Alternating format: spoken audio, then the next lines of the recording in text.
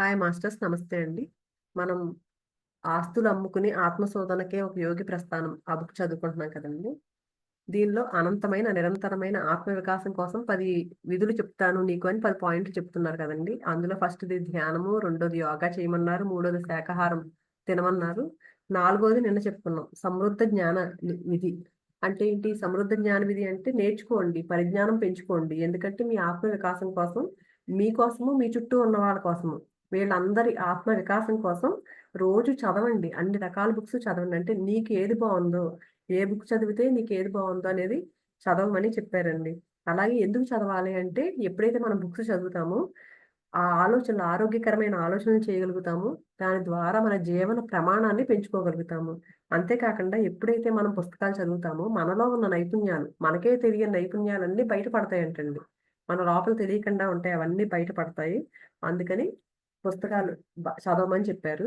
ఐదో విధేంటంటే వ్యక్తిగత ఆత్మావలోకన విధి. అంటే మీ లోపలికి మీరు వెళ్ళండి. వెళ్ళి నిన్ను నువ్వు తెలుసుకోవడానికి ప్రయత్నిస్తే నీలో ఉన్నాడు. వాడిని నువ్వు తెలుసుకుంటావు. అందుకని నీకే తెలియని అనేక కోణాలు, అంటే నీ గురించి, మన గురించి మనకే తెలియని అనేక కోణాలు మనం తెలుసుకుంటాము. ఎప్పుడైతే మన లోపలికి మనం ప్రయాణిస్తామో, మనకే తెలీదు నిజంగా మనం అలాంటి కోణాలు మనకున్నాయని. అది తెలుసుకుంటాము. శక్తివంతులుగా ఎప్పుడైతే తెలుసుకుని శక్తివంతులుగా, వివేకవంతులుగా మారుతాము. మన కోసం మనం ఆహ్, ఇలా ప్రయత్నిస్తున్నప్పుడు మన ఇంట్యూషన్ ద్వారా మనం ఏంటి అనేది మనం క్లియర్‌గా తెలుసుకోగలుగుతాము. అలాగే ఆ టైంలో ఏం చేయమన్నారు? ప్రతిరోజు మనం ఆ రోజు ఏం చేశామో ఆ పనులన్నీ ఒక బుక్ మీద రాయమన్నారు. రాసి ఇందులో సరిగా చేయని పనులేవైనా ఉన్నాయా? పొరపాట్లేవైనా చేశానా? దాన్ని సరిదిద్దుకోవడానికి ట్రై చేయాలి. ప్రతిరోజు ఈ పని చేయమని చెప్పారు. ఆరోది ప్రాతకాలమే నిద్ర లేచే విధి. పొద్దున్నే నిద్ర లేవాలి. సూర్యకాంతి, యోగులు దీర్ఘకాలం బతుకుతారు కదండీ! ఎన్నో సంవత్సరాలు బతుకుతారు యోగులు. ఎందుకు అంటే వాళ్ళు పొద్దున్న లేవడమే. అది దీర్ఘాయుష్‌కి కారణం. ఇది కూడా ఒకటి. పొద్దున్నే లేచి ఆ సూర్యకాంతిలో ఎప్పుడైతే స్నానం చేస్తారో, ఆ సూర్యకాంతితోనే ఉంటారంటండి ఎప్పుడు. ఎందుకంటే సూర్యుడు మనకి కొత్త శక్తినిస్తాడు. అలాగే మనం నిద్రపోయేది కూడా చాలా ఇంపార్టెంటు. అంటే ఎంతసేపు నిద్రపోయామనే కాదు, ఆ క్వాలిటీ నిద్రపోయిన టైంలో ఎంత గాఢంగా ఆ క్వాలిటీ ఆఫ్ స్లీప్ ఎంతున ఉన్నది అనేది ఇంపార్టెంటు. ఎక్కువ సేపు నిద్రపోయామా, తక్కువ సేపు నిద్రపోయామా అని కాదు. కొంచెం సేపు నిద్రపోయినా సరే అక్కడ క్వాలిటీ ఉందా నిద్రలో? చక్కగా గాఢంగా నిద్రపోయావా అనేది ఇంపార్టెంట్. ఈ నిద్రపోయే ముందు ఏమైనా మ్యూజిక్ వింటూ అలా పడుకుంటే మంచి నిద్ర పడతది అని చెప్పారు. అలాగే నిద్రపోయే ఒక 10 నిమిషాల ముందు, 10 నిమిషాల తర్వాత, నిద్రపోవడానికి 10 నిమిషాల ముందు, నిద్ర లేచిన తర్వాత 10 నిమిషాల తర్వాత ఎప్పుడు చాలా నిర్మలంగా మంచి ఆలోచనలతో ఎప్పుడైతే ఉంటామో, ఉండాలి ఖచ్చితంగా అని చెప్పారు. ఎందుకంటే మన సబ్‌కాన్షియస్ మైండ్‌పై ఆ టైం చాలా ఇంపార్టెంట్. మన సబ్‌కాన్షియస్ మైండ్ మీద పనిచేస్తాయి ఆ ఆలోచనలు. అందుకని ఎప్పుడైతే నిర్మలమైన ఆలోచనలు చేస్తామో, ఆ అనుభూతితో మనం ఆ రోజంతా ఆనందంగా గడపగలుగుతాము. అందుకని పడుకునే ముందు 10 నిమిషాలు, లేచిన తర్వాత 10 నిమిషాల టైం చాలా ఇంపార్టెంటు. మన ఆలోచనలను చాలా జాగ్రత్తగా, నిర్మలంగా, ప్రశాంతంగా ఉంచుకోవాలి. అలాగే ఒక చిన్న పిల్లవాడు నవ్వడం అనేది కూడా చాలా ఇంపార్టెంట్. ఒక చిన్న పిల్లవాడంట సగటున రోజుకి 300 సార్లు నవ్వితే, ఒక వ్యక్తి, అంటే ఒక మామూలు వ్యక్తి, మధ్య వయసులోని వ్యక్తి కానీ పెద్దవాడు. పెద్దవాళ్ళు ఏం చేస్తారంటే రోజు 15 సార్లే నవ్వుతున్నారంటండి. ఆరోగ్యానికి అద్భుతమైన ఔషధం నవ్వు. అందుకని ప్రతిరోజు కాసేపు నవ్వమని చెప్తున్నారు. నేను నీకు చెప్పుకున్నాం కదండీ ఈరోజు. ఇంకా ఏం చెప్పారు? లాస్ట్ ఇంకో పాయింట్ చెప్పారు మనం. ఇదే ఆఖరి రోజు అనుకో నువ్వు. ఏ రోజైనా సరే ఇదే ఆఖరి రోజు అనుకుని, ఆఖరి రోజైతే నువ్వేం చేస్తావు? ఏ పనులు చేస్తావు? అనేది ఒకసారి ఆలోచించు. నీ కుటుంబ సభ్యులతో ఎలా ఉంటావు? నీ మిత్రులతో ఎలా ఉంటావు? ఒకసారి ఆలోచించి ప్రతిరోజు ఇదే ఆఖరి రోజు అనుకుని అప్పుడు అలా ప్రవర్తించు. అప్పుడు నీ జీవితానికి ఒక మాంత్రికమైన లక్షణం అలవడుతుంది అని కూడా చెప్పారు. ఇంక ఈరోజు ఏడవ కర్మ విధి. ఏం చేయాలి ఏడవది అంటే, సంగీతం అనే విధి అంటండి ఏడవది. ఈయనేం చెప్తున్నారు, ఇది మాత్రం నాకు కూడా బాగా నచ్చుతుంది అంటున్నారు జాన్ కూడా. అవును, యోగులకు కూడా సంగీతం అంటే ప్రాణం. సూర్యుడు ఇచ్చినంత ఆధ్యాత్మిక ప్రేరణ వారికి సంగీతం కూడా ఇచ్చేదంటండి. సంగీతం వారిని నవ్వించింది. వారిచే నాట్యం చేయించింది. వారి చేత పాటలు పాడించింది. నీ చేత కూడా అవన్నీ చేయిస్తుంది సంగీతం. సంగీతానికి ఉన్న శక్తిని ఎప్పుడూ మర్చిపోవద్దు. రోజు ఎంతో కొంత సమయం దానికి కేటాయించు. కారులో వెళ్తున్నప్పుడు క్యాసెట్ పెట్టుకోవడమైనా సరే, నీ మనసు పాడైనా, అలసిపోయినా సంగీతం విను. అది కలిగించిన ఉత్తేజం నీకు ఏదీ కలిగించదు. అందుకని చాలా చూడండి, నిజంగా పాటలు వింటే మనకేమైనా నిజంగా అప్పుడేమైనా చిన్న చిన్న వర్రీస్ ఉన్నా అవేమి కూడా గుర్తురావు మనకి. అందుకని మంచి సంగీతం వినమంటున్నారు. నువ్వు తప్ప అన్నారు నిజాయితీగా. అంటే నీకేమి ఉత్తేజం కలిగించదు సంగీతం తప్ప అంటే, ఈయన ద్వారా మరి వింటున్నారు కదా నాలెడ్జ్. అందుకని ఈయన నువ్వు తప్ప ఇంకేమి అని చెప్తున్నారు ఈయన జాన్. నీ మాటలు వింటుంటేనే గొప్ప అనుభవంగా ఉంది జూలియన్. నువ్వు నిజంగా మారావు. బయటికి మాత్రమే కాదు. నీలో ఇదివరకు ఉన్న అవిశ్వాసం లేదు. ప్రతికూల ధోరణి లేదు. దౌర్జన్య ప్రియత్వం లేదు. అంటే అప్పట్లో అలా ఉండేవాడు ఈయన. లాయర్‌గా ఉండేటప్పుడు ఎంతసేపు నెగెటివ్‌గా ఉంటూ దౌర్జన్యం చేస్తున్న అందరి మీద కొంచెం దౌర్జన్యంగా మాట్లాడినట్లు అలా ఉండేవాడంటండి. నువ్వు నిజంగా మనశ్శాంతిగా ఉన్నట్లు కనిపిస్తున్నావిప్పుడు. ఈవేళ నువ్వు నా హృదయాన్ని తాకావు అని చెప్తూ, అప్పుడే అయిపోలేదు. ఇంకా ఉంది. చేతులు గాలిలోకి విసురుతూ అన్నారంట జూలియన్. ఇంకా కంటిన్యూ చేద్దాం పదా అని. ఎనిమిదవ ఏడవది అయిపోయింది కదా సంగీత విధి. ఎనిమిదవ ధార్మిక విధి. మాట. యోగులు నిత్యం పగలు, మధ్యాహ్నం, రాత్రి కొన్ని మంత్రాలు ఉచ్చరించేవారు. తమ ఏకాగ్రతను, ఆనందాన్ని పెంచడానికి ఇవి చాలా దోహదం చేస్తాయని వాళ్ళు నమ్మేవారు. మంత్రమా అంటే ఏంటి? మంత్రం అంటే ఒక సానుకూల ప్రభావం కల్పించేందుకు కొన్ని పదాలను కలిపి ఉచ్చరించడం. సంస్కృతంలో మన్ అంటే మనసు, త్ర అంటే విడుదల చేయడం. అంటే మంత్రం అంటే మనసును స్వేచ్ఛగా వదిలిపెట్టేది అని అర్థం. నన్ను నమ్ము జాన్, మంత్రం నిజంగా ఈ పనిని అద్భుతంగా చేస్తుంది. నువ్వు రోజు మంత్రాలు చెప్తావా అని అడిగితే, తప్పకుండా. నేను ఎక్కడికి వెళ్ళినా తోడు ఉండేవి అవే. నేను బస్సులో ఉన్నా, గ్రంథాలయానికి నడుస్తున్నా, పార్కులో కూర్చుని మనుషుల్ని చూస్తున్నా, ప్రపంచంలోని మంచినంతా మంత్రాల ద్వారానే దర్శిస్తాను అని చెప్తున్నారు. మంత్రాలంటే నోటితో చెప్పావా అంటే, చెప్పనే అక్కర్లేదు, రాయవచ్చు కూడా. అయితే మంత్రాన్ని ఉచ్చరించడం వల్ల ఎక్కువ ఫలితం ఉంటుంది అని నా అనుభవం. నాకు ప్రేరణ కావాలనుకో, నాకు ఉత్తేజం కలిగింది, నాలో క్రమశిక్షణ కలిగింది, నాలో శక్తి వచ్చింది అని 2 లేక 300 సార్లు బయటికి చెప్తాను. చూడండి, మంత్రం అంటే ఏంటి? ఏంటో మనం ఏదో మంత్రాలు చదవడం కాదండి. ఆ మంత్రం అంటే ఏమని చెప్తున్నారు ఈయన? ఈయనకి ప్రేరణ అంటే ఇన్‌స్పైర్ అవ్వాలనుకోండి, ఆలోచనలొచ్చినా అలాంటప్పుడు కూడా ఈయన ఏం చేశారంటే, ఆయన ఇన్‌స్పైర్ చేసుకోవడానికి నాకు ఉత్తేజం కలిగింది, నాలో క్రమశిక్షణ కలిగింది, నాలో శక్తి వచ్చింది. ఎఫర్మేషన్స్, మనం ఇప్పుడు ఎఫర్మేషన్స్ అంటున్నాము. ఆయనే అది మంత్రాలని చెప్తున్నారు. నాలో శక్తి కలిగింది అని ఈ విషయాన్నే 2 లేక 300 సార్లు బయటికి చెప్పుకుంటారంటండి.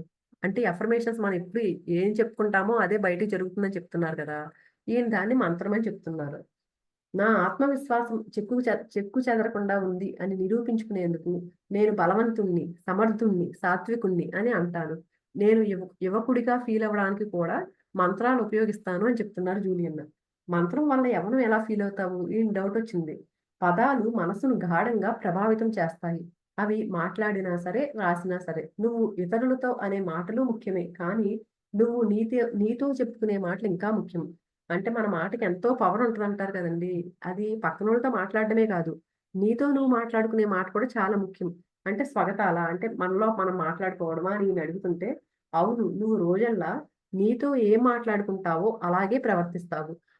నువ్వు గనక నేను ముసలివాడిని, అలసిపోయాను అనుకుంటూ ఉంటే, నీ బాహ్య వాస్తవంలో కూడా అదే నిజమై కూర్చుంటుంది. ఎప్పుడైతే ఇలా అలసిపోయాను అంటే మనం ఏమనుకుంటే అదే నిజమవుతుంది. మన ఆలోచనలే జీవితం.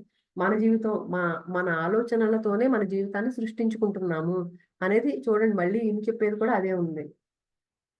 అలాగే నువ్వు బలహీనంగా ఉన్నావని, ఉత్సాహంగా లేవని నువ్వే అనుకుంటే అదే నిజమవుతుంది కూడా.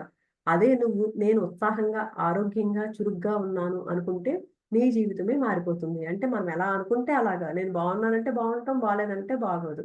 అసలు విషయం ఏమిటంటే, నీతో నువ్వు చెప్పుకునే మాటలు నీ పట్ల నీకున్న అభిప్రాయాన్ని నిర్ణయిస్తాయి. అవే నీ చర్యలను నిర్ధారిస్తాయి.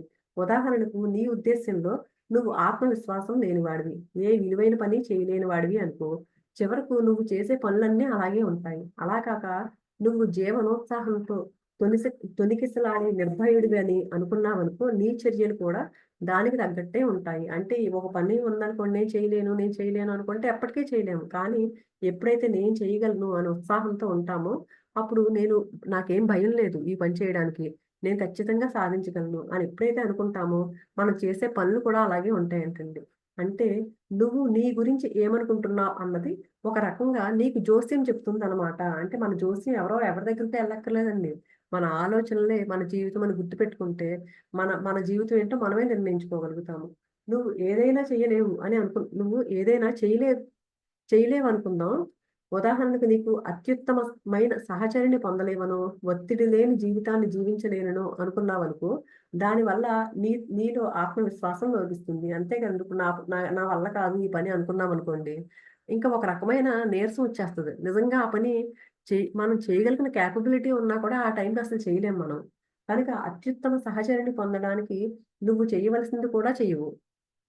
నువ్వు ఈ దిశగా చేసే ప్రయత్నాలన్నీ విఫలమవుతాయి. అసలు నేను చేయలేను, నాకు రాదు ఇది నాకు కావాల్సినోళ్ళు నా దగ్గరికి దొరకరు ఇలా అనుకున్నామనుకోండి, నిజంగా ఆ వచ్చేవాళ్ళు కూడా వెనక్కెళ్ళిపోతారంటండి. ఎందుకవుతుంది ఇలాగా అని అడుగుతున్నారీయన. ఏం లేదు. నీకు నీపై ఉన్న అభిప్రాయం ఒక నిర్ణేతలా పనిచేస్తుంది. దానికంటే విరుద్ధంగా నిన్ను ప్రవర్తించనివ్వదు. అంతగా నీ ఆలోచనలను నియంత్రిస్తుంది. నీ జీవితంలో మిగిలినవన్నీ మార్చుకున్నట్లే నీ ఆత్మ బింబాన్ని కూడా నువ్వు మార్చుకోవచ్చు.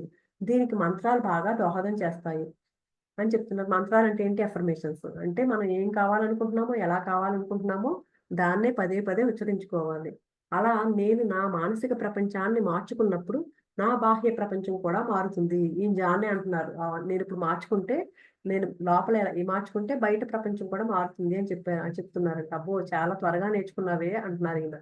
ఇప్పుడింక తొమ్మిదో విధి. తొమ్మిదో జీవనోత్సవ విధికి వచ్చాము. ఇది వ్యక్తిత్వ పటిష్ఠితా విధి. ఇందాకటి నుంచి మనం చెప్పుకుంటున్న ఆత్మబింబానికి సంబంధించింది. క్లుప్తంగా చెప్పాలంటే నీ వ్యక్తిత్వాన్ని నిర్మించుకోవడానికి రోజు నువ్వు తీసుకోవాల్సిన చర్యల్ని ఇది చెప్తుంది. మన పర్సనాలిటీని మనం ఎలా చేసుకోవాలి, ఎలా డెవలప్ చేసుకోవాలి అనే దానికోసం ఇది చెప్తుందంటండి. ఏం చేయాలి, ఏం పనులు చేయాలి నువ్వు అనేది ఈ ఈ విధి చెప్తుందంట. నీ వ్యక్తిత్వ నిర్మాణం నిన్ను నువ్వు ఎలా దర్శించుకుంటావు, నువ్వు ఎలాంటి చర్యలు తీసుకుంటావు అనే అంశాలను ప్రభావితం చేస్తుంది. నువ్వు తీసుకునే చర్యలన్నీ కలిసి నీ అలవాట్లు ఏర్పడతాయి. నీ అలవాట్లు నీ భవిష్యత్తును నిర్ణయిస్తాయి. రామన్ యోగి ఈ విషయాన్ని సరిగ్గా వ్యాఖ్యానించాడు. నువ్వు ఒక ఆలోచనకు బీజం వేస్తావు. ఒక క్రియను లేదా చర్యను పంటగా పొందుతావు. ఒక ఆలోచన అనే బీజాన్ని ఎప్పుడైతే మొలకెత్తుతామో అప్ దానికి ఒక అలవాటుని బీజంగా ఏస్తామంట. ఒక చర్యను పొందుతాం పంటగా. దానికి సంబంధించిన పనిని మనం పొందుతాము. ఈ పంట వల్ల ఒక అలవాటుని బీజంగా వేస్తావు. ఒక వ్యక్తిత్వ లేసాన్ని పంటగా పొందుతావు. వ్యక్తిత్వాన్ని బీజంగా వేస్తావు. నీ భవిష్యత్తును పంటగా పొందుతావు. అంటే నా వ్యక్తిత్వ నిర్మాణానికి ఎలాంటి పనులు చేయాలి? సద్గుణాలను పెంచేది ఏదైనా సరే. మళ్ళీ సద్గుణాలంటే ఏమిటి అని నువ్వు అడిగేలోగా నేనే చెప్తాను దానికి ఏంటంటే, హిమాలయ యోగుల సిద్ధాంతం ప్రకారం శీలవంతమైన జీవితం అంటే అర్థవంతమైన జీవితం. కనుక వారి జీవితం అంతా కాలాతీతమైన సూత్రాల నియమానుసారం గడిచింది. కానీ వారి జీవితాలు ఏదో లక్ష్యాల ప్రకారం నడిచాయని ఇంతకుముందు అన్నట్టున్నావు అని అడుగుతున్నారు జాన్. అది నిజమే. కానీ దానితో పాటే వేలాది సంవత్సరాల కొద్దీ వాళ్ళు ప్రాచీనులు ప్రేమించిన కొన్ని వ్యక్తిత్వ నిర్మాణ సూత్రాల ప్రచారం కూడా దీనిలో భాగం చేసుకున్నారు. ఈ సూత్రాలు ఏంటి అంటే అవి శ్రమ, దయ, వినయం, సహనం, నిజాయితీ, ధైర్యం. ఈ చర్యలన్నీ నీ చర్యలన్నీ ఈ సూత్రాలతో అనుసంధించి ఉంటే నీలో అంతర్గతమైన శాంతి, సామరస్యం నెలకొంటాయి. అంటే మనం శాంతిగా అందరితో బాగా సామరస్యంగా ఉండాలంటే మనకేం ఉండాలని గుణాలండి? శ్రమ, దయ, దయతో ఉండాలి అందరి పట్ల, వినయంతో ఉండాలి, సహనంతో ఉండాలి, నిజాయితీగా ఉండాలి, ధైర్యంగా ఉండాలి. ఇవి ఎప్పుడైతే ఉంటాయో మనలో శాంతి ఆటోమేటిక్‌గా వస్తదంటండి. ఇలా జీవించడం వల్ల నీకు ఆధ్యాత్మిక విజయం తథ్యం. ఎందుకంటే అదే సరైన జీవన విధానం కనుక. ఇలా ప్రవర్తించడం ద్వారా నువ్వు ప్రకృతి నియమాలకు, విధానాలకు లోబడి ఉంటావు. కనుక ఇలా చేయడం వల్లే నువ్వు నీ దైనందిక జీవితంలో ఉపయోగించే శక్తి కంటే ఉన్నతమైన శక్తిని పొందగలుగుతావు. అప్పుడే నీ జీవితం సాధారణం నుంచి అసాధారణంలోకి పయనిస్తుంది. నువ్వు నీ జీవిత పవిత్రతను అనుభూతి చెందగలుగుతావు. జీవితాంతం నిలిచే జ్ఞానానికి మొదటి మెట్టు ఎక్కగలుగుతావు. ఈ అనుభవం నీకు లభించిందా అని జాన్ అడిగితే లభించింది. నీకు కూడా లభిస్తుందిది. నా నమ్మకం ఖచ్చితంగా నీకు కూడా లభిస్తుంది. సక్రమమైన పనులు చెయ్యి. దీనికేం చేయాలి? ఏ పనులు చేయాలో అది చేయాలి. నీ నిజమైన వ్యక్తిత్వంతో అనుసంధించే విధంగానే నడుచుకో. నిజాయితీగా వ్యవహరించు. నీ మనసుని మార్గదర్శిగా స్వీకరించు. తక్కినవి వాటంతట అవే సర్దుకుంటాయి. నువ్వెప్పుడూ ఒంటరివాడివి కావు తెలుసా? అన్నారంట జూలియన్. దీని గురించి ఇంకొకసారి వివరిస్తాను. ఇప్పుడు మాత్రం ఒకటి గుర్తుంచుకో. నీ వ్యక్తిత్వ నిర్మాణానికి రోజు చిన్న చిన్న పనులు చేయాలి. ఎమర్సన్ చెప్పినట్లు వ్యక్తిత్వం అన్నది మేధ కంటే గొప్పది. ఉన్నతమైన వ్యక్తిత్వం జీవించడం, ఆలోచించడం కూడా చేయగలదు. అందుకని మన వ్యక్తిత్వం ఏంటి? మనకున్న తెలివితేటల కంటే గొప్పదంటండి అది. ఎందుకంటే ఉన్నతమైన వ్యక్తిత్వం ఎప్పుడైతే ఉంటుందో అది జీవించడము, ఆలోచించడం అని కూడా చేయగలుగుతంట. నేను ఇందాక చెప్పిన సూత్రాల ఆధారంగా నువ్వు జీవిస్తే నీ వ్యక్తిత్వం పటిష్టమవుతుంది. ఇది చేయడంలో విఫలమైతే నిజమైన ఆనందం నీకేనాటికి దక్కదు అని చెప్తున్నారు. ఇంకా చివరి విధి ఏంటంటే అన్నిటికంటే పదో విధి. అన్నింటికంటే ముఖ్యమైన నిరాడంబర జీవనం అనే విధి. రామన్ యోగి అనేవాడు, పై పై మెరుగుల జీవితంపై ఎప్పుడూ దృష్టి పెట్టకు. నీ ప్రాధాన్యతలపైనే ఏకాగ్రత ఉంచు. అంటే పై పై మెరుగులు అంటే ఏంటి? మనం ప్రాపంచికంగా అది బాగుంది, ఇది బాగుందని దాని మీద ఫిక్స్ అయిపోయాం అనుకోండి. ఎందుకు మన జీవితం వ్యర్థమైపోయినట్లే కదా!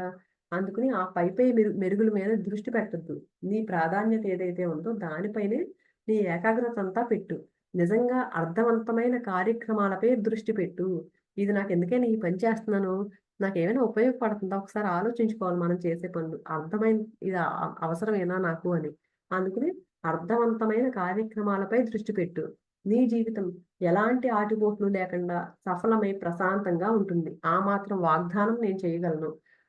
అతను చెప్పింది నిజమే అని నాకు రుజువైంది. నేనెప్పుడైతే నా జీవితం నుంచి చెత్తా చెదారాన్ని వడపోసానో, సామరస్యం, శాంతి నా జీవితాన్ని నింపేశాయి. నాకలవాటైన వేగం, కంగారు జీవితంలో తగ్గాయి. ఒక తుఫాను లాంటి జీవన శైలిని వదిలించుకున్నాను. దానికి బదులు నింపాదిగా జీవిస్తూ జీవన సౌరభాన్ని ఆఘ్రాణించడం మొదలుపెట్టాను.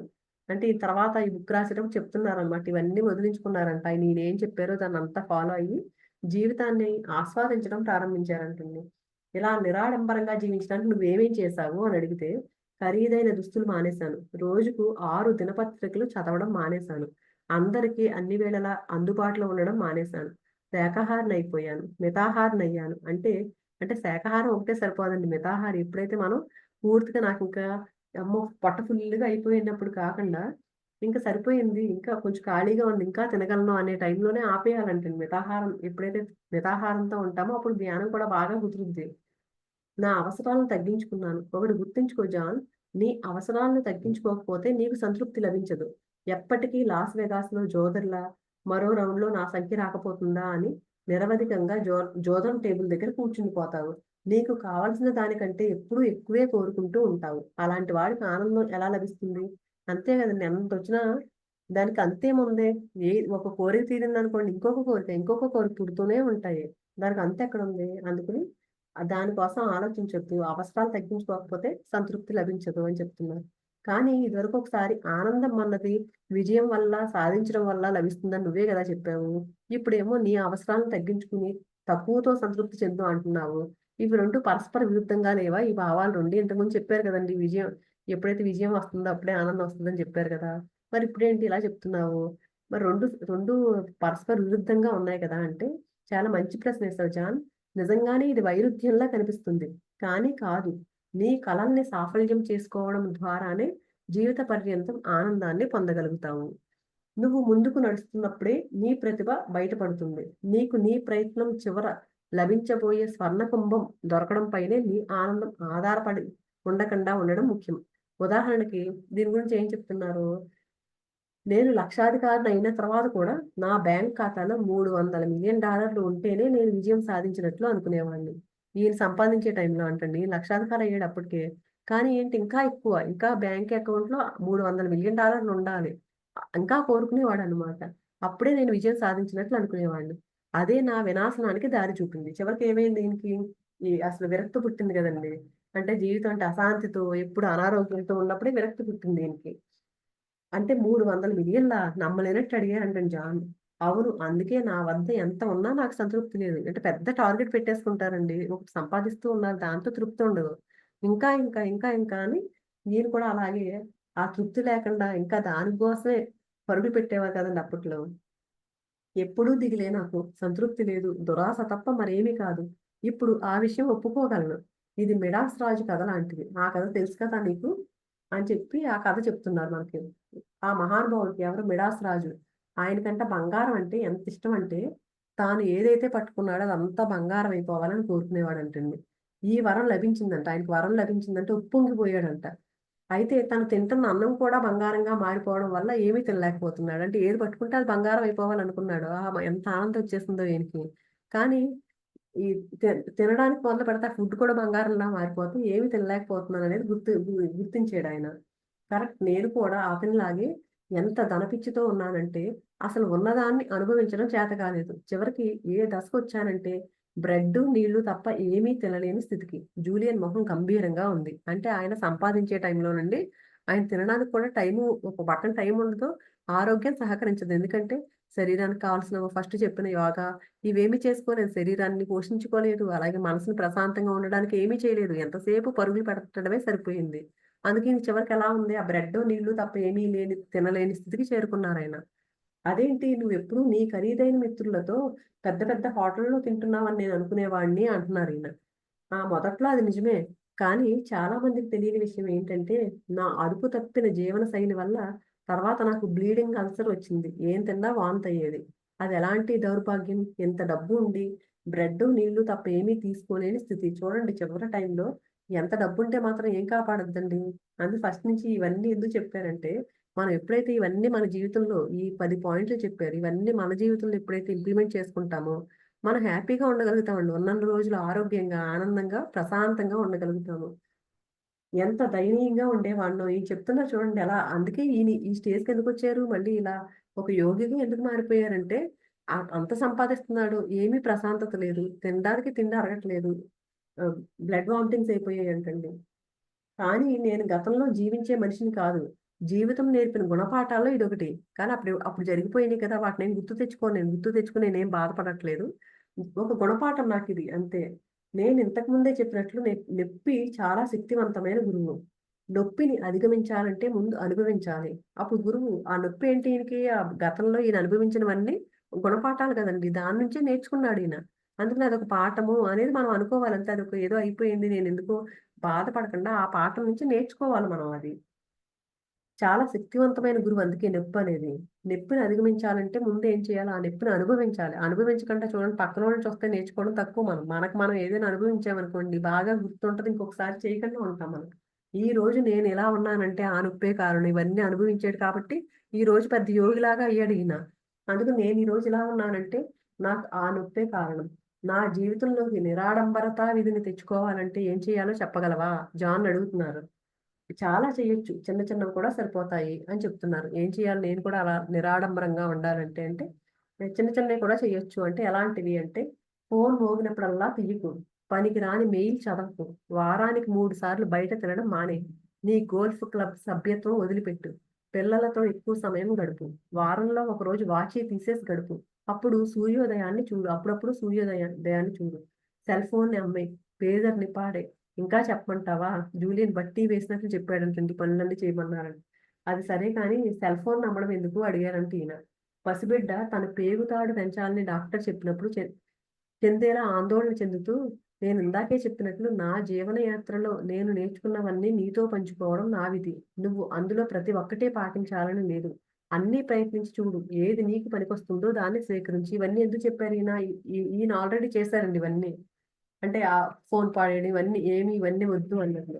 అందుకని నువ్వు కూడా ప్రయత్నించి చూడు. నీకేది పనికొస్తుందో అందులో దాన్ని స్వీకరించు. తెలుసు తెలుసు ఏది అతిగా చేయకూడదు. అన్నీ మితంగానే అని చెప్తున్నారీయన. అవును సరిగ్గా చెప్పావంటే, కానీ నువ్వు చెప్పిన వ్యూహాలన్నీ చాలా బావున్నట్టే అనిపిస్తుంది నాకు.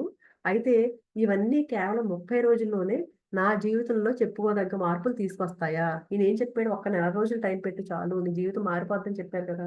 అంటే ఈయనేమంటున్నారు 30 రోజుల కంటే తక్కువ పట్టొచ్చు, ఎక్కువ పట్టొచ్చు అంటున్నారంట మళ్ళీ. అదిగో మళ్ళీ నాకు కాస్త అర్థమయ్యేలా చెప్పు జ్ఞాని అని అడుగుతుంటే, నన్ను జూలియన్ అని చాలు. నాకు జ్ఞాని అని పేరు పెట్టావనుకో, నా లెటర్ హెడ్ మీద విడ్డూరంగా ఉంటుంది అని నవ్వుతూ అన్నాడంట. 30 రోజుల కంటే తక్కువ పడుతుంది అని ఎందుకన్నానంటే, నిజమైన మార్పు చాలా సహజంగా అప్పటికప్పుడు వస్తుంది. ఎప్పుడైతే మనం అండి జ్ఞానాన్ని నిజంగా ఎప్పుడైతే స్వీకరించామో, చాలా తొందరలోనే మార్పనేది వస్తుంది మనలో. అప్పటికప్పుడా? అని అడిగితే అవును. రెప్పపాటులో జరుగుతుందది. నువ్వు అత్యుత్తమ స్థాయికి ఎదగాలని అనుకున్న క్షణమే అది సాధ్యమవుతుంది. ఆ ఒక్క క్షణంలో నువ్వు మారిపోతావు. నీ భవిష్యత్తు వైపు ప్రయాణం మొదలు పెడతావు. కొంతమంది చూడండి ఒక్క చిన్నది పాయింట్ విని మారిపోయినోళ్ళు ఎంతో మందుంటారండి. అలాగా అప్పటికప్పుడు మార్పంటే ఎన్నో సంవత్సరాలేం వెయిట్ చేయక్కర్లేదు. అప్పటికప్పుడు ఎప్పుడైతే మనం ఆ జ్ఞానాన్ని ఎప్పుడైతే నమ్ముతామో, ఆ నమ్మకంతో, విశ్వాసంతో ఎప్పుడైతే ఉంటామో, అప్పటికప్పుడే సాధ్యమవుతుంది. ఆ మార్పనేది. మరి 30 రోజుల కంటే ఎక్కువవుతుందని ఎందుకన్నావు అంటే, ఈ వ్యూహాలు, పరికరాలు వాడడం వల్ల ఒక్క నెలలో ఖచ్చితమైన అభివృద్ధి నీ జీవితంలో చూస్తావు. ఇవన్నీ నేను చెప్పినవన్నీ పాటిస్తే గనక ఖచ్చితంగా నెల రోజుల్లో చూస్తావు ఇవన్నీ. నీకు శక్తి పెరుగుతుంది. చింతలు, చికాకులు తగ్గుతాయి. అన్ని అంశాల్లోనూ సృజనాత్మకత పెరిగి ఒత్తిడి తగ్గుతుంది. అయితే యోగుల పద్ధతి సత్వర ఫలితాల పద్ధతి కాదు. ఈ చిరకాలం నాటి వ్యూహాలు అనునిత్యం నీ శేష జీవితమంతా అమలు చేయాల్సినవి. వాటిని గనక నిలిపేస్తే మళ్ళీ మెల్లిగా నీ పాత జీవితంలోకి జారుకుంటావు. అంటే ఇదేదో 30 రోజులు చేయమన్నారు కదా! అని 30 రోజుల్లోనే మార్పొచ్చేసింది అని మానేస్తే మళ్ళీ మామూలే. మళ్ళీ ఎప్పటిలాగే అయిపోతుంది జీవితం. అందుకని ఇవెప్పుడు అనునిత్యం ప్రతిరోజు మనం చేయాల్సిందే. నీ శేష జీవితం అంతా, మన మిగిలిన జీవితం అంతా ఇవన్నీ పాటించాల్సిందే. లేకపోతే మళ్ళీ పాత జీవితం ఎలా ఉందో ఆ జీవితంలోకి వెళ్ళిపోతాము. జీవనోత్సవ జీవనోత్సాహ విధులను నాకు వివరించిన తర్వాత జూలియన్ ఒక క్షణం ఆగాడంట ఈయన. నీకు నేనింకా ఏదో చెప్పాలని ఉంది కనుక చెప్తాను. నేను నీతో పంచుకున్న విషయాలపై నాకు ఎంత నమ్మకం అంటే, నిన్ను రాత్రంతా పెట్టి చెప్పడానికి నేను సిద్ధం. ఇంకా లోతులకు వెళ్ళాల్సిన సమయం దగ్గర పడినట్లుంది అన్నాడు. అంటే ఏంటి బాబు ఇప్పటిదాకా నేను విన్నదంతా లోతుగానే ఉంది కదా! ఈయన ఆశ్చర్యంగా అడిగాడంట. ఇదంతా లోతుగానే ఉంది కదా! ఇంకా ఏముంది చెప్పాల్సింది అని. నేనెంతసేపు నీకు చెప్పిన రహస్యాలన్నీ నీతో సంబంధం పెట్టుకున్న వారికి, మీకిష్టమైన జీవిత విధానాన్ని సాధించడానికి ఉపయోగిస్తాయి. కానీ శివనయోగుల తాత్వికతలో నీ కళ్ళకు కనిపించే దానికంటే ఇంకా ఎక్కువే ఉంది. నేనింతవరకు నీకు చెప్పినవన్నీ ఆచార్యయోగ్యమైనవే. అయితే వీటిలో అంతర్లీనంగా ఉన్న ఆధ్యాత్మికత గురించి నువ్వు తెలుసుకోవలసి ఉంది. నేను చెప్పింది నీకు ఈ క్షణం అర్థం కాలేదనుకో పెద్దగా పట్టించుకోవద్దు. ఊరికే విను, నెమరు వేయి. ఆ తర్వాత జీర్ణం చేసుకుంది గాని. కొన్ని విషయాలు ఇంకా చెప్తాను నేను. అవన్నీ ఆధ్యాత్మికతకి ఇంకా బాగా పనికొస్తాయి. కానీ ఇప్పుడు అర్థం కాలేదని పీక్కోవద్దు. తర్వాత నెమ్మదిగా నీకు నెమరు వేసుకో అంతే ఒకసారి మైండ్‌లో పెట్టుకో. నెమ్మదిగా నీకే అర్థమవుతుంది అని చెప్తున్నారు. విద్యార్థి సిద్ధంగా ఉన్నప్పుడు గురువు తనంతట తానే వస్తాడన్నమాట. అవును. నవ్వుతూ అన్నాడంట జూలియన్. "నువ్వెప్పుడూ త్వరగా నేర్చుకునే ప్రతిభావంతుడివే. సరే ఇక ఆధ్యాత్మికత మొదలుపెట్టు" అని ఉత్సాహంగా అడిగారంట. అప్పటికే టైం ఎంత 2:30 అవుతుందంటండి. నైటంతా చెప్తుంది. వచ్చారు కదా ఈయన. ఈ టైం చూసుకోకుండానే అడిగారంట ఈయన. "నీ లోలోపల ఈ విశ్వంలోని సూర్యుడు, చంద్రుడు, ఆకాశం వంటి అద్భుతాలన్నీ నీ లోపలే ఉన్నాయి. ఈ ప్రకృతి అద్భుతాలను సృష్టించిన మేధే నిన్ను కూడా సృష్టించింది. నీ చుట్టూ ఉన్నవన్నీ ఒకే ఆధారం నుంచి వచ్చినవి. మనమంతా ఒకటే." అంటే సూర్యుడు, చంద్రుడు ఇవన్నీ ఏంటి అద్భుతాలు మన లోపలే ఉన్నాయని చెప్తున్నారు. అంటే ప్రకృతి ఈ అద్భుతాలను సృష్టించిన ప్రకృతే మనల్ని కూడా సృష్టించింది. అందుకని మన చుట్టూ ఉన్నవన్నీ ఒక దగ్గర నుంచి వచ్చినవే. అందుకని మనమంతా ఒకటే. అంటే ఇది నాకేం అర్థం కావట్లేదు. ఏం అర్థం అవుతున్నట్లేదు అంటే, ఈ భూమి మీద ఉన్న ప్రతి ప్రాణిలోనూ ఆత్మ ఉంది. అన్ని ఆత్మలు విశ్వాత్మలోకి ప్రవహిస్తాయి. ఒకటి జాన్ నువ్వు నీ మేధను, ఆత్మను పోషించుకుంటున్నావంటే నువ్వు విశ్వాత్మను పోషిస్తున్నావని అర్థము. ఎందుకంటే మనం అందరము ఆ విశ్వాత్మ, పూర్ణాత్మ నుంచి వచ్చిన వాళ్ళమే కదండీ! అందుకని ఎవరైతే నీ ఆత్మను నువ్వు పోషించుకుంటే విశ్వాత్మను పోషిస్తున్నట్లే. నువ్వు నీ జీవితాన్ని మెరుగుపరుచుకుంటున్నావంటే నీ చుట్టూ ఉన్న అనేకుల జీవితాల్ని బాగు చేస్తున్నావని అర్థము. నీ కలల సాఫల్యం దిశగా ఆత్మవిశ్వాసంతో, ధైర్యంతో ప్రయాణిస్తున్నావంటే విశ్వశక్తుల నుంచి ఆసరా పొందుతున్నావు అని అర్థం. నేను ఇంతకు ముందే చెప్పినట్లు జీవితం నువ్వేమడిగితే అదే ఇస్తుంది. అది ఎప్పుడూ నిన్ను వింటూనే ఉంటుంది. అంటే ఆత్మ నియంత్రణ, కైజెన్ అనేవి నాకు నేను సహాయపడడం ద్వారా ఇతరులకు సహాయపడడాన్ని నేర్పిస్తాయన్నమాట అంటుంటే, దాదాపు అంతే. నువ్వు నీ మనసును సుసంపన్నం చేసుకుంటూ, నీ శరీరాన్ని పోషించుకుంటూ, నీ ఆత్మను పరిరక్షించుకుంటూ వెళ్తే, క్రమంగా నేనేం చెప్తున్నానో నీకు అర్థమవుతుంది. జూలియన్ నీ ఉద్దేశం మంచిదని నాకు తెలుసు కానీ, ఆత్మ నియంత్రణ అనేది చాలా పెద్ద ఆదర్శం. అందులోనూ 215 పౌండ్ల వాడికి ఇన్నాళ్ళు క్లయింట్ల బాగు తప్ప, తన వికాసం కోసం ఏమీ చేయని వాడికి ఇదంత సులభం కాదు. నేను ఈ ప్రయత్నంలో విఫలమైతే ఏమవుతుంది అని అడిగితే, వైఫల్యం అంటే ప్రయత్నించేందుకు ధైర్యం లేకపోవడం. అసలు మొదలు పెట్టకుండానే నేను చేయలేను అన్నామనుకోండి, అదే వైఫల్యం. అంతకంటే ఎక్కువ కాదు, తక్కువ కాదు. ఎక్కువ మందికి వారి కలల సాఫల్యానికి మధ్య గోడగా నిల్చున్నది వైఫల్య భీతే. అంటే వాళ్ళు నేను ఇది సాధించాలి అనుకుంటామండి. అనుకుని కానీ దాన్నసలు సాధించడానికి ఒక అడుగు కూడా ముందుకేయకుండా ఎక్కడ సాధిస్తారు? నేను వైఫల్యం చెందుతాను, నేను ఓడిపోతామనేమో అనే భయమేనంటండి ఆళ్ళ మధ్య ఉండేది. అయితే ఏ విజయానికన్నా వైఫల్యాలు తప్పనిసరి. వైఫల్యం మనల్ని పరీక్షిస్తుంది. వైఫల్యం వల్లే మనం ఎదుగుతాము. అది మనకు గుణపాఠాలు నేర్పి జ్ఞాన మార్గంలో మనకు అండగా నిలుస్తుంది. ఏదైనా ఒక పని చేసినప్పుడు వైఫల్యం వచ్చిందనుకోండి, అంటే అక్కడ ఎలా చేయకూడదో నేర్చుకుంటాము. అందుకని అది గుణపాఠం నేర్పిస్తుంది మనకి. జ్ఞాన మార్గంలో మనకు అండగా నిలుస్తుంది వైఫల్యం. తూర్పు దేశాల గురువులు ఏం చెప్తారంటే, మనం వేసే బాణం లక్ష్యాన్ని ఒకసారి తాకిందంటే, అంతకుముందు 100 సార్లు గురి తప్పిందనమాట. అంటే ఒక బాణం కరెక్ట్‌గా లక్ష్యాన్ని ఎప్పుడు తాకుతుందండి? చాలా ప్రాక్టీస్ చేసినప్పుడే కదా! ఫస్ట్ టైమే వెంటనే ఆ బాణాన్ని గురి పెట్టేయలేరు కదా ఎవరును. అంటే 100 సార్లు గురి తప్పింది. నష్టం ద్వారా లాభం పొందడం అనేది ప్రకృతి న్యాయం. వైఫల్యానికి ఎప్పుడూ భయపడొద్దు. వైఫల్యం అనేది నీ మిత్రుడు. వైఫల్యాన్ని కావలించుకోమంటావా అని అపనమ్మకంతో అడిగాడంటండి. ఈ విశ్వం ధైర్యవంతుల్నే కనికరిస్తుంది. ఒక్కసారి నువ్వు నీ జీవితాన్ని అత్యున్నత దశకు ఎదిగేలా చెయ్యాలి అని సంకల్పించావనుకో, నీ ఆత్మశక్తే నిన్ను నడిపిస్తుంది. ఎప్పుడైతే మనం సంకల్పంతో నేను ముందుకెళ్తాను, నేను సాధిస్తాను అని ఎప్పుడైతే గట్టిగా సంకల్పం చేసుకుంటే మనలో ఆత్మశక్తే మనల్ని ముందుకు నడిపిస్తుందంటండి ఆ విజయం దగ్గరికి. ప్రతి మనిషి జన్మించగానే అతని రాత నిర్ణయింపబడుతుంది అని రామన్ నమ్మేవారు. ఈ మార్గం ఎప్పుడు అద్భుత సంపదతో కూడిన మాంత్రిక ప్రదేశానికే దారి తీస్తుంది. ఈ మార్గంలో నడిచేందుకు కావలసిన ధైర్యాన్ని కూడగట్టుకోవడం వ్యక్తి బాధ్యత. ఈ సందర్భంగా రామన్ ఈయనకి ఒక కథ చెప్పారంటండి. అదేంటంటే ప్రాచీన భారతదేశంలో ఒక రాక్షసుడు ఉండేవాడంట. ఆ రాక్షసుడు చాలా ఏళ్ళు యుద్ధాలపై వేరే చోట్లకు వెళ్తూ ఉండేవాడంట అందరి మీద యుద్ధం చేయడానికి. దగ్గర ఉన్న ఒక గ్రామం నుంచి పిల్లలు వచ్చంటండి ఆ రాజభవనం తోట ఒక రాజభవనంలో ఉండేవాడనమాట రాక్షసుడు. ఆ తోటలో సంతోషంగా ఆడుకుంటూ ఉండేవారంటండి ఈ రాక్షసుడు యుద్ధాలకు వెళ్ళినప్పుడల్లా. ఒకరోజు రాక్షసుడు తిరిగి వచ్చాడంటండి పిల్లల్ని చూసి వాళ్ళందరినీ తరిమి కొట్టేసి ఇంకెప్పుడు ఇటు రాకండి అని హెచ్చరించాడంట. ఆ తర్వాత అతను ఏం చేశాడంట ఆ తోట చుట్టూ పాలరాతితో గోడ కట్టించేశాడంటండి పిల్లలు ఎవరు లోపలికి రాకుండా. శీతాకాలం వచ్చిందంట. రాక్షసుడు త్వరగా వెచ్చదనం వస్తే బాగుండు అనుకున్నాడంట. భవనానికి కింద దిగువ వైపునంటండి గ్రామంలో వసంతం వచ్చిందంట. కానీ తోటలో వణికించే చలి వదలకుండా ఉందంటండి. ఎందుకు చివరికి ఒకరోజు రాక్షసుడికి వసంత పరిమళాలు సోకాయి. సూర్యకాంతి భవనం లోపలికొచ్చింది. రాక్షసుడు హమ్మయ్య! ఎట్టకేలకు వసంతం వచ్చేసిందని అరుస్తూ ఆనందంగా తోటలోకి పరిగెత్తాడంట. అయితే తనకు ఒక దృశ్యం కనిపించిందంట. ఆ దృశ్యం చూసి చాలా ఆశ్చర్యం వచ్చిందంటండి. ఏంటంటే ఆ గ్రామంలో పిల్లలంతా ఎలాగో మొత్తానికి ఆ తోట గోడల నుంచి ఒక దారి కనుక్కున్నారంట. అంటే ఈ మూసేసాడు కదా! గోడ కట్టేసాడు కదండీ! లోపలికి రాకుండా. కానీ ఈ పిల్లలు ఏం చేశారంట ఒక దారి కనుక్కున్నారంట లోపలికెళ్ళడానికి. వచ్చి ఆడుకుంటున్నారంటండి లోపలికి వెళ్లి. వాళ్ళొచ్చేసరికి ఆ శీతాకాలానికి మొద్దుబారి బంజరు భూమిలా తయారైన తోట రకరకాల పుష్పాలతో గుబాళిస్తుందంటండి. అందుకే వాసనలొస్తున్నాయి. పిల్లలందరూ నవ్వుతూ కేరింతలు కొడుతున్నారంట. ఒక్క బాలుడు తప్పితే అందరూ ఆడుకుంటున్నారు గానీ ఒక్క బాలుడు మాత్రం అలా ఉన్నాడంట. తన కంటి కొసల నుంచి రాక్షసుడు ఒక మూల నుంచున్న అందరిలోకి చిన్నవాడైన ఒక బాలుడిని చూశాడంట. ఆ పిల్లోడు ఎత్తు సరిపోలేదంట. అందుకని తోట కూడా ఎక్కలేకుండా ఉన్నాడంటండి. తోట కూడా ఆ గోడ ఎక్కలేకపోతున్నాడంట. అతని కళ్ళ నుంచి నీళ్లు కారుతున్నాయి. ఆ బాలుడిని చూస్తే రాక్షసుడికి జాలి కలిగింది. జీవితంలో మొదటిసారి అతను తన దౌష్ట్యానికి చింతించాడు. నేను ఈ పిల్లాడికి సాయం చేస్తాను అనుకున్నాడంట. ఆ పిల్లోడి దగ్గరికి పరిగెత్తాడంట. మిగిలిన పిల్లలందరూ రాక్షసుని చూడగానే తమను కొడతాడనుకుని పారిపోయారంట. చిన్న పిల్లోడు మాత్రం అలాగే నించున్నాడంటండి.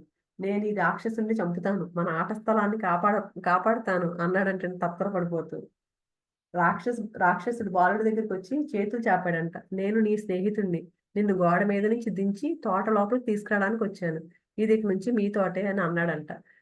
ఆ సరికి తన స్నేహితుల మధ్య హీరో అయిపోయాడంట ఆ బాలుడు. తన మెడలో ఎప్పుడూ వేసుకునే బంగారు గొలుసు తీసి రాక్షసుడికిచ్చాడంట. ఇది నా అదృష్టమాల నీకిచ్చేస్తాను అని. ఆ రోజు నుంచి ఆ పిల్లలు రాక్షసుడితో కలిసి తోటలో ఆడుకోవడం మొదలుపెట్టారంటండి. అయితే రాక్షసుడు అభిమానించిన ఆ సాహసవంతుడైన చిన్న బాలుడు మాత్రం మళ్ళీ ఎప్పుడూ రాలేదంట. రోజులు గడిచాయి. రాక్షసుడు వృద్ధుడే బలహీనుడయ్యాడు. పిల్లలింకా తోటలో ఆడుకుంటున్నారు. కానీ రాక్షసుడికి వాళ్ళతో ఆడే ఓపిక తగ్గిపోయిందంట. ఆ రోజుల్లో అందరికంటే ఎక్కువగా ఆ చిన్న పిల్లాడే రాక్షసుడిని తలుచుకునేవాడంట. చిన్న పిల్లాడినే తలుచుకునేవాడంట రాక్షసుడు. ఒక కొరికించే శీతాకాలం వేళ రాక్షసుడు తన కిటికీలోంచి బయటకు చూస్తే ఒక అద్భుతమైన దృశ్యం కనిపించిందంటండి. తోటంతా మంచుతో కప్పబడిపోయి ఉన్న తోట మధ్యలో సుందరమైన రంగురంగుల పూలతో విరబూసిన గులాబీ చెట్టు కనిపించిందంట. ఆ చెట్టు పక్కనే రాక్షసుడికి ఇష్టమైన అబ్బాయి నవ్వుతూ నించుని ఉన్నాడంట. రాక్షసుడు వెంటనే లేచి పరిగెత్తి ఆ పిల్లాడిని గట్టిగా కావలించుకున్నాడంట. ఇన్ని రోజులు ఏమైపోయావు మిత్రమా? నేను చాలా తలుచుకున్నాను అని. ఆ అబ్బాయి ఆలోచిస్తూ సమాధానం చెప్పాడంట. చాలా ఏళ్ల క్రితం నువ్వు నన్ను గోడ మీద నుంచి ఈ తోటలోకి దింపావు. ఇప్పుడు నిన్ను నేను నా తోటలోకి తీసుకెళ్తాను. ఇదే రోజు కాసేపటి తర్వాత పిల్లలు ఆడుకోవడానికొచ్చేసరికి రాక్షసుడి జీవం లేని దేహం వారికి నేలపై కనిపించింది. అతని శరీరం పైన ఆపాదమస్తకం అద్భుతమైన రోజా పూలున్నాయి.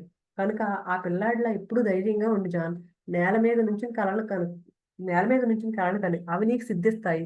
నీ విధిని అనుసరిస్తూ వెళ్ళావంటే నీకు విశ్వంలోని అద్భుతాలను అదే చూపిస్తుంది. అలా విశ్వంలోని అద్భుతాలను అనుసరించావంటే నువ్వు గులాబీలతో గుబాళించే ఉద్యానవనాన్ని చేరుకుంటావు. నన్ను ఈ కథ చాలా కదిలించిందని జూలియన్ చెప్దామని అటు చూసి నిర్ఘాంతపోయాను. ధనికులు, పరపతి గలవాళ్ళ తరపున వకాల్తా పుచ్చుకుని కోర్టులో వాదించిన ఆ గొప్ప న్యాయవాది చిన్నపిల్లాడిలా ఏడుస్తున్నాడు. ఇక్కడతో ఈ అధ్యాయం అయిపోయిందండి. మిగిలింది రేపు చెప్పుకుందాము. థ్యాంక్ యూ సో మచ్ అండి.